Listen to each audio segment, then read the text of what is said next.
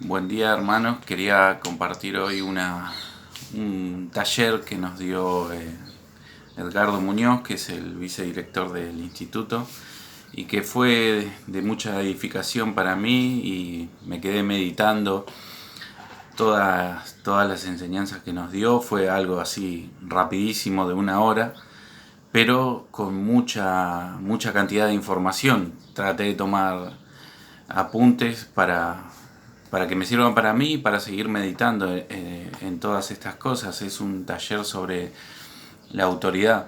Quería compartirlo la mayor cantidad posible, así es de ayuda también para todos nosotros y bueno, espero que sirva y habla sobre la autoridad y de cómo era antes de la caída. Dice que todo estaba adherido a Dios, todo era sujeto, o sea, por Dios, o sea, los seres humanos, ¿no? Todo era bueno en gran manera, como Él cada día lo testificaba en su palabra. Había armonía en todo, y la armonía de lo que Dios crea es el eje. Él nos hacía esta figura sobre un motor que mientras esté todo bien sincronizado, el eje que sostiene todo es Dios, y que funciona todo meticulosamente y armoniosamente. Sino, si ese eje funciona mal, o si nos separamos de ese eje, como fue que el hombre se separó de Dios al querer hacer su voluntad, todo funciona de manera distorsionada.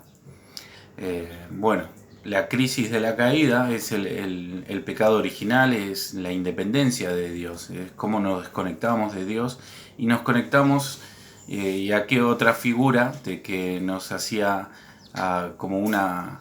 Nos desconectamos de la fuente, como una computadora, nos desconectamos de esa fuente de vida que es Dios, esa fuente eterna, y nos conectamos a un sistema operativo pirata, por así decirlo, que es el sistema de este mundo, que es algo totalmente distorsionado de esa armonía y de todo lo bueno que Dios pretendía que fuera la humanidad. El universo estaba regido totalmente por Dios y administrado por el hombre, dice en Génesis, ¿no? Que cuando Dios habla y dice: hagamos al hombre a nuestra imagen y semejanza. Y bueno, las consecuencias que nos causó esta caída, dice que el hombre comenzó a volverse de su propia percepción, comenzó a regirse, ¿no?, de esta propia percepción y de su propio criterio.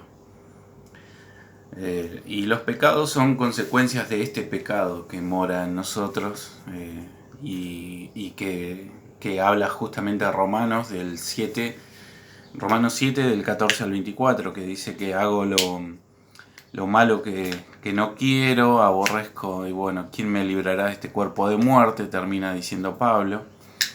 Es esa lucha en nuestros miembros, como dice. Y bueno, cómo distorsionó, cómo hizo, cómo afecta todo esto. Afecta hasta nuestras relaciones, se dañan, dice, por estar separados de Dios, y ahora en esa maldición que les da a Adán y Eva en Génesis 3:16, que les dice: tu deseo será para con él y él se enseñoreará de ti. Que quiere decir, esto habla de una autoridad mala, de una autoridad dominante, pero a la mala fuerza, digamos. Y a Eva le dice esto con el sentido de que ella también iba a querer imponerse a esta mala autoridad. Así que es una lucha de voluntades, dice, que dañan todas las relaciones interpersonales. Y bueno, la acción que Dios toma a partir de todo esto, que Dios establece el principio de autoridad, como lo deja en claro en el Antiguo Testamento, que el hombre es cabeza del hogar, que dice a los esposos.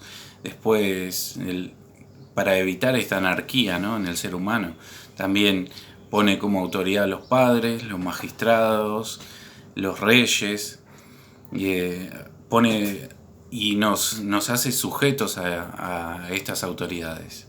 También a los pastores. Quería reflexionar sobre esta autoridad que es de los pastores y de su entrega hacia nosotros, y terminar por hoy con esta reflexión en Primera de Tesalonicenses 5, el 12 y el 13, que dice: hermanos, les pedimos que sean considerados con los que trabajan arduamente entre ustedes y los guían y amonestan en el Señor. Ténganlos en alta estima y ámenlos por el trabajo que hacen. Vivan en paz unos con otros. Bueno, yo a medida que más estudio, es una reflexión que es mía personal, más estimo y más valoro el trabajo que hace Esteban por nosotros, nuestro pastor, y no por alcahuete ni chupamedia, como decía nuestro profesor, sino porque realmente estimo su trabajo y valoro muchísimo cuando Él nos enseña, cuando Él nos exhorta mediante la palabra, y yo disfruto de eso, porque sé que solo no podría, que sin la guía de alguien que tenga ese corazón dispuesto como para pastor, que sea esa guía para nosotros, creo que muchos andaríamos flacos y raquíticos sin poder alimentarnos de su palabra y sin poder llegar solos hacia su palabra y hacia esa luz que muchas veces Él nos trae con sus enseñanzas. Así que los animo también a cada uno de ustedes a que valoren y estimen ese arduo trabajo, como dice su palabra, que Él realiza, y bueno, que seamos bastante condescendientes y considerados con Él para que Él siga teniendo esa fuerza, ese ímpetu y ese denuedo, como dice su palabra, para transmitirnos a nosotros esa luz y esas fortalezas mediante la palabra de Dios. Le doy gracias por todo, por escuchar y por seguirme hasta acá, y voy a continuar con esta lección en varios devocionales. Dios los bendiga.